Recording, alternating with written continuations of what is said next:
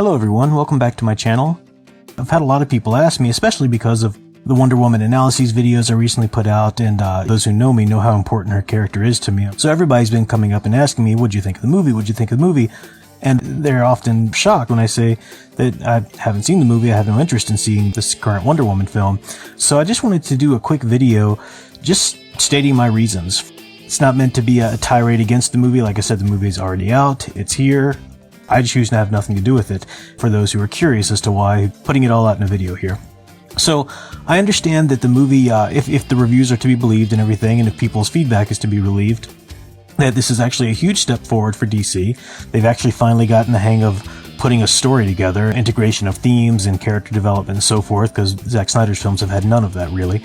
So that's, it's good. That's a good, great step forward. I understand that there are a lot of great parts in it. People have been talking about this or that, and this moment and that moment.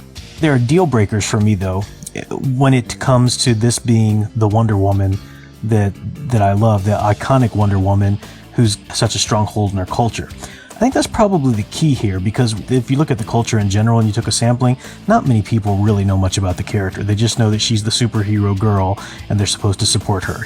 That's the idea I think a lot of people come from. So they go see the movie, and the movie has good parts, and it's relatively okay and script-wise and everything, so they're happy about it and applauding it, but they don't have any clue as to key issues in Wonder Woman's character and what's made her such a sticking point in our culture. They don't know that they're not there. They don't know to miss them. So that's one of the things here. So really three big issues for me, and I'll keep this relatively brief because I am a geek, and I'm both a geek and an academic about this, so that means I could keep you for hours and hours, which I will not do. But only three issues here that we'll go through. First of all is the origin issue. Marston created Wonder Woman to be molded from, actually it was sculpted from stone I think at first, and eventually became molded from clay or dust, something like that, by Hippolyta. Hippolyta wanted a daughter. There are no men on Themyscira, so she molds her daughter. And then Aphrodite at first was the one who gave her life. That made sense. That was straight tied into what Marston was wanting to do, creating Wonder Woman to be this new type of woman that should rule the world through love allure. So of course the goddess of love, bringing her to life, made perfect sense.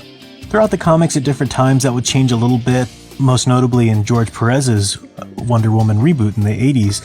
He was a group of goddesses. Hermes was in there too, but it was mostly the goddesses. The goddesses were the ones, and it was in fact a rebellion or a plan against Zeus. So, and that's very important, because Zeus in Greek mythology, if you know anything about Greek mythology, and again, I don't think many modern moviegoers do anymore. It's kind of sad.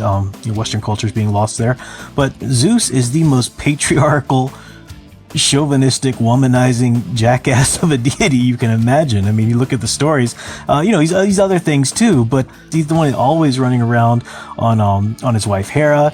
These mortal women that he basically rapes, end up having horrible consequences because of it and all this kind of stuff. I mean, this is a horrible character to have come in and be the creator of Wonder Woman now. It's really ridiculous on a number of different levels. The New 52 in the comics actually made him her father, which was utterly ridiculous. Like he actually was the father, physical father of Wonder Woman. But even in this film, making him the god that brings her to life is just...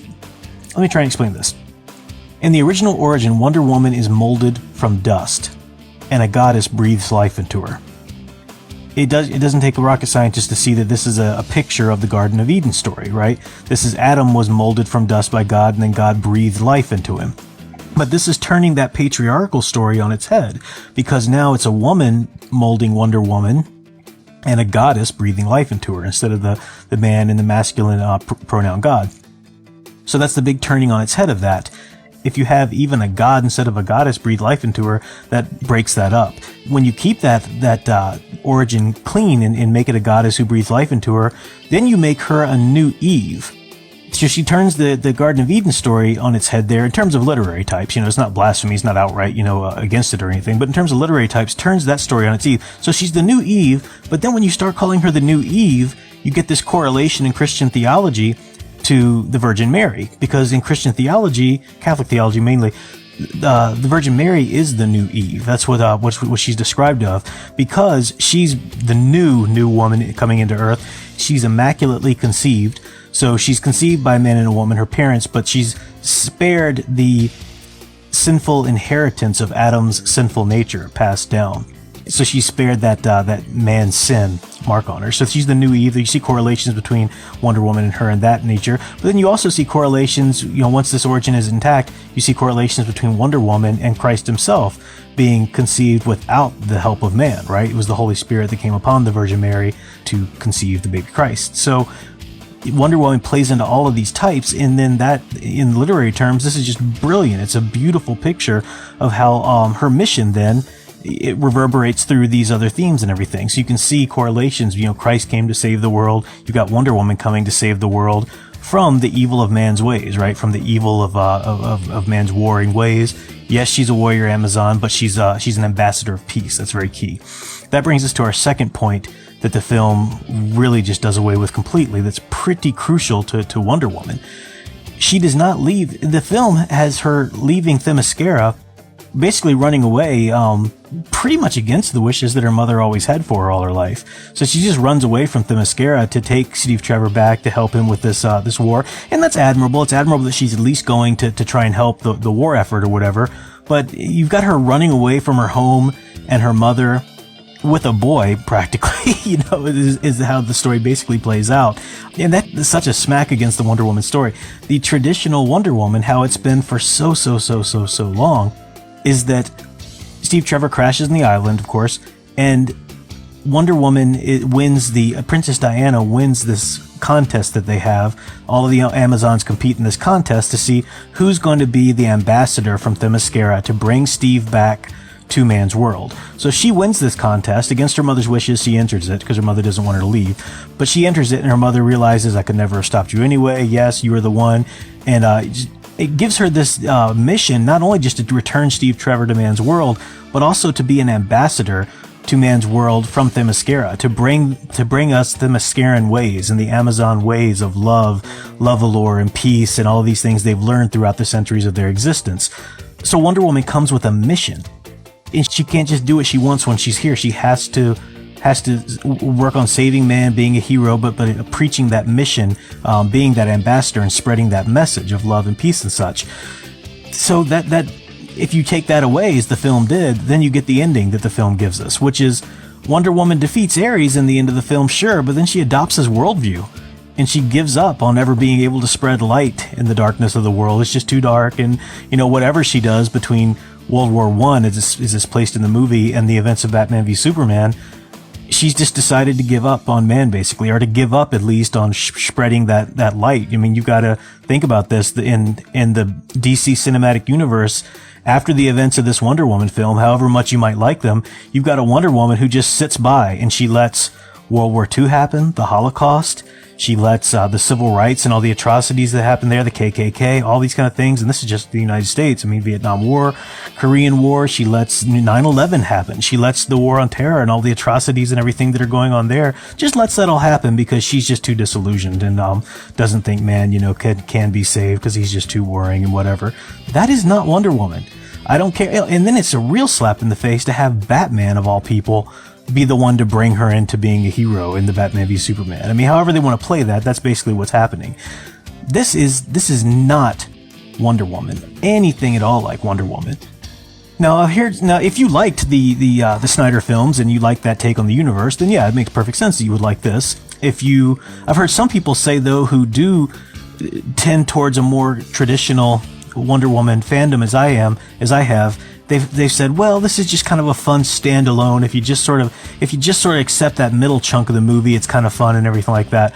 Well, that may be, but for me, Wonder Woman is far too important for me to settle on just a middle part of a movie being just sort of a standalone. There's just too many exceptions being made there. Wonder Woman is one of the greatest comic book characters ever. She is one of the most popular, one of the most, one of the ones with a more stronger hold on our culture. And yes, she's deserved a film a long time before this, but now that she's finally got a film, she deserves so much better than this film. And I don't mean that the film, that the director or the writers aren't very skilled or anything or whatever. I mean, apparently this film is just in general film quality, apparently it's much better than the previous ones. I mean, this treatment of her character, these key elements, even if they've got her basically in character the rest of the time, she says the right things about love and she kicks butt as she should and all this kind of stuff or whatever, even if all that's there, taking out these key crucial elements destroys her character, really. Now, and it's really because Warner Brothers refused to give up on Zack Snyder's foundation. They knew he was poisoned. They knew his films weren't doing it for them. So admirably, they brought in other people. They brought Patty Jenkins in and Jeff Johns and all these people in to help things, and that's fine, but you can bring in as many wonderful people as you want. As long as you're working on Zack Snyder's foundation, there are certain things that you can't change. And this film wasn't able to change that. This film, Zack Snyder had already established that Wonder Woman had given up on man for about a century, right? Because he had already put that in Batman v Superman, with Batman finding her and talking to her and it being revealed that, because no one knew. I mean, in Man of Steel, no one knew about Wonder Woman or anything, so she's been in hiding. So you've built that foundation that you can't get away from, no matter how many cool parts you try and throw into this movie or whatever. So, and I understand they've greenlit a sequel already. I'm guessing that will take place after the events of Justice League. That would probably make the most sense. It might take place in the meantime, in between World War I and that or whatever, but still, no matter what they do, they'll never be able to get away from this. If they do it after the events of Justice League, they'll be telling a story about a Wonder Woman who did give up on man for so long. The problem with this, again, and this is in addition to my three main problems that I outlined, but another problem with it is that Batman, Superman, and Wonder Woman, the three main DC characters there, the pivotal characters, the most popular, most important characters, they flesh out a variety of different motivations and backstories and such, but Zack Snyder has given each of them the exact same backstory now. Think about it. You've got Superman, has all these abilities, all these characters, but he just doesn't know if he should really use them. He's just kind of, he goes off the rails and just doesn't really want to, until the events of, this or that happened, then he steps forward and becomes a hero. You got Batman, who was a hero for a long time, but then Man of Steel happened and the destruction of the cities, and then he goes off the rails and becomes a total murderer, becomes everything that he hates. Becomes a murderer, becomes reckless, becomes just all these kind of things. Oh, until he finds out, of course, that he and Superman have the same named mother or whatever. So, and then comes back and decides, okay, now is the time for me to be a hero. And now you have Wonder Woman, who all these abilities, apparently she's capable, she does this great heroism, but then she just gives up on man, decides, I just don't think I can shine the light. There's too much darkness for a whole flipping century. And then says, apparently by the time of Justice League or whatever, okay, now she's going to be a hero. Now she's going to do it. So you've taken these three core characters who have always given us something to aspire to, and you've essentially just made them Hamlets, basically. Wishy-washy, should I, shouldn't I? Oh, I don't know. People are dying around me. Yeah, what's worth anything? Does anything mean anything? And now we're told it's okay because now in Justice League they're all going to step forward and now they're all going to be heroes. Well, maybe they will, but you'll never have them what they should have been and what they are in the comic books, pre-New 52 and in Rebirth now as well. You'll never have that because of the foundation that's been laid. You can never get past that. Even if the films continue to step up in quality, as this one apparently is, these aren't the real characters. These aren't the characters who have held the iconic place in culture for so long. So anyway, that's my rant. Again, the film's here. The film's a success. So this is not like trying to attack the film or stop people from seeing it or whatever. I'm just trying to explain why I don't care. This is not my Wonder Woman. This is not the Wonder Woman who's actually held a place in public consciousness for so long. People are weirdly willing just to accept it because they're so starved for a Wonder Woman film. And again, I'm not talking about the people who are fans of the first few movies. If you're fans of Zack Snyder and you're fans of those movies, then it makes perfect sense that you would like this because it's on his foundation and whatever. But the other people that I'm talking about, the people who do really support and understand a traditional character, just being so willing to look over so much of this just to join the bandwagon of hip hip hoorays and flag waving or something. I just don't understand that. So anyhow, that's for whatever it's worth. That's the reason why I'm not reviewing or analyzing this film. I'm not even bothering seeing it. I've read the script. That's enough. That's all the time I want to spend with that severely altered character that shares the name of Wonder Woman. So we'll have a new video up, a new traditional video up, which is going to talk about, do characters really change? That's come up in a lot of debates recently. Specifically, we're going to talk about Captain America.